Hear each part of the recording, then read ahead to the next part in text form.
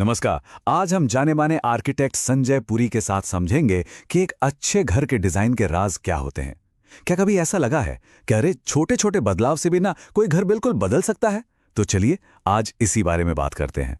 ये सवाल तो शायद हम सबके मन में कभी ना कभी आया होगा, है ना?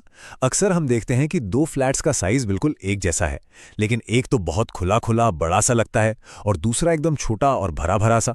तो भाई इसका राज आखिर है क्या? तो जवाब ये है कि असली खेल साइज का नहीं, डिजाइन का है। जी हाँ, वो छोटे छोटे डिजाइन वाले फैसले जो हम लेते हैं ना, वही तय करते हैं कि कोई जगह कैसी महसूस होगी। ये मामूली से लगने वाले फैसले ही सारा फर्क पैदा कर देते हैं। तो चलिए सबसे पहले उन आम गलतियों पर नजर डालते हैं जो किसी भी घर को उसके असल साइज से छोटा दिखाती हैं। शुरुआत एक सीधी सीधी तुलना से करते हैं। अच्छा, अब जरा इसे देखिए। कमाल की बात है ये। अक्सर मसला जगह का होता ही नहीं है, मसला होता है उसमें रखे सामान का।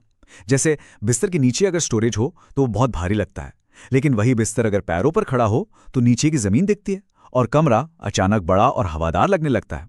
यही लॉजिक भारी भरकम सोफे पर भी फिट बैठता है। इसके पीछे की साइकोलॉजी भी बड़ी सिंपल है।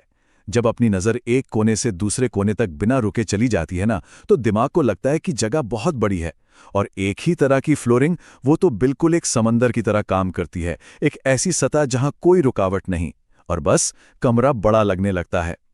चलिए अब बात करते हैं कुछ बहुत ही आसान और किफ़ायती तरीकों की जो किसी भी घर का पूरा काया पलट कर सकते हैं।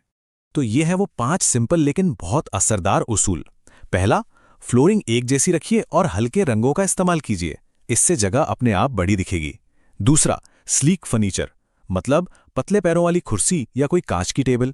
ये सब आंखों का एक तरह का वहम है, जिससे लगता है कि कमरे में ज्यादा स्पेस है। और हाँ, एक बड़ी लाइट की जगह कई छोटी छोटी लाइट्स कमरे में गहराई देती हैं। और नेचुरल लाइट, वो तो किसी भी जगह में जान डाल देती है, उसे खुला खुला बना देती। और संजय पुरी की यह बात बिल्कुल पते की है। हमेशा इसे सरल रखें, यह घर को हल्का दिखाता है। मतलब बहुत सारा सामान, बहुत सारे रंग और तरह तरह का मटेरियल इस्तेमाल करने से जगह अक्सर छोटी और भरी भरी ही लगती है। तो मूल मंत्र क्या है? सिंप्लिसिटी, सादगी। अच्छा, अब तक तो हम बात कर रहे थे कि घर कैसा दिखता है, लेकिन एक अच्छा डिजाइन इससे कई बढ़कर होता है। ये इस बारे में भी है कि वो घर अपने आसपास के माहौल के साथ कैसे तालमेल बिठाता है। और यहीं पर एक बहुत जरूरी कॉन्सेप्ट आता है, लाइफ साइकिल कार्बन। इसका सीधा सा मतलब है कि कोई बिल्डिंग अपनी पूरी जिंदगी में शुरू से लेकर आखिर तक कुल कितनी एनर्जी इस्तेमाल करती है। सिर्फ बनाने में नहीं, बल्कि उसे ठंडा गर्म करने और रोशन रखने में भी। और ये बात हमारे प्लैनेट और हमारी जेब दोनों के लिए बहुत जरूरी है। और इसका असर देखिए कितना जबरदस्त है। मुंबई जैसे गर्म शहर में अगर किसी घर का मुंह दक्षिण की तरफ है तो एसी का बिल 30% तक ज्यादा आ सकता है। वहीं अगर खिड़कियां उत्तर की ओर हैं तो यही बिल 30% तक कम हो सकता है। सोचिए जरा, सिर्फ घर की दिशा बदलने से इतना बड़ा फर्क। और ये तो एक कमाल का रियल लाइफ उदाहरण है। राजस्थान में 44 डिग्री की भीषण गर्मी में एक स्कूल ऐसा डिजाइन किया गया है जहां एसी की जरूरत ही नहीं पड़ती। कैसे? बस क्लासरूम का मुंह उत्तर दिशा में रखकर। ये दिखाता है कि अगर हम कुदरत के साथ मिलकर काम करें तो क्या कुछ मुमकिन है, कितनी सारी एनर्जी बचती है। चलिए अब थोड़ा जूम आउट करते हैं।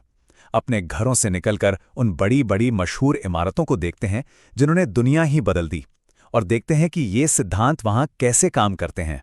सबसे पहले बात करते हैं भारत की चांद बावड़ी की। ये एक अद्भुत मिसाल है कि हमारे पुरखे क्लाइमेट को लेकर कितने सजग थे। सदियों पहले ही उन्होंने समझ लिया था कि जमीन के नीचे सीढ़ियां बनाकर पानी को भाप बनने से कैसे रोका जाए, और साथ ही गर्मी से बचने के लिए एक ठंडी जगह भी तैयार की जाए। अब देखिए स्पेन के बिलबाओ शहर का गूगनहाइम म्यूजियम। सिर्फ एक इमारत जो टाइटेनियम से बनी है, और उसने एक डूबते हुए इंडस्ट्रियल शहर की किस्मत ही पलट दी। उसे एक ग्लोबल टूरिस्ट हब बना दिया। नए नए होटल बने, नया एयरपोर्ट बना, हजारों लोगों को नौकरियां मिली। ये है आर्किटेक्चर की इकोनॉमिक पावर। और ये है मशहूर आर्किटेक्ट ज़ाहा हदीद का बनाया हैदर अलीयफ सेंटर। इस बिल्डिंग में कोई सीधी लाइन है ही नहीं, कोई कोना नहीं है, सब कुछ लहरों की तरह घुमावदार है। इसे देखकर ऐसा लगता है जैसे किसी भविष्य की गुफा में आ गए हों। ये ऐसा डिजाइन है जिसे सिर्फ देखा नहीं जाता, महसूस किया जाता है। तो इन सब बड़ी बड़ी बातों का हमारे अपने घर, हमारी अपनी जिंदगी के लिए क्या मतलब है? चलिए अब इन सभी सीखों को एक साथ समेटते हैं। तो ये रही एक आर्किटेक्ट की चेकलिस्ट। इसे कोई भी अपने घर को परखने या बेहतर बनाने के लिए इस्तेमाल कर सकता है। क्या फ्लोरिंग एक जैसी हैं? रंग हल्के हैं? फर्नीचर हल्का फुल्का है? रोशनी सही है? गर्म जगहों पर खिड़कियां सीधी धूप से बची हुई हैं? और क्या लोकल मटेरियल का इस्तेमाल हुआ है? सवाल बहुत सीधे हैं, लेकिन इनके जवाब किसी के भी रहने के अनुभव को पूरी तरह बदल सकते हैं। और याद रखें, घर को बेहतर बनाने के लिए बहुत कुछ करने की जरूरत नहीं है। सिर्फ एक, जी हां, सिर्फ एक छोटा सा सोचा समझा बदलाव भी काफी है। चाहे वो फ्लोरिंग हो, एक नया लैंप हो या बस फर्नीचर की जगह बदलना हो, एक छोटी सी पहल भी एक बड़ी शुरुआत हो सकती है। तो आखिर में बस यही एक सवाल है जिस पर सोचना चाहिए। एक अच्छा डिजाइन वाकई जिंदगी बदल देता है। यह हमारी सोच, हमारे काम करने के तरीके, हमारे रहने के ढंग सब पर असर डालता है। तो क्यों ना आज से ही अपने आसपास की दुनिया को एक नई नजर से देखा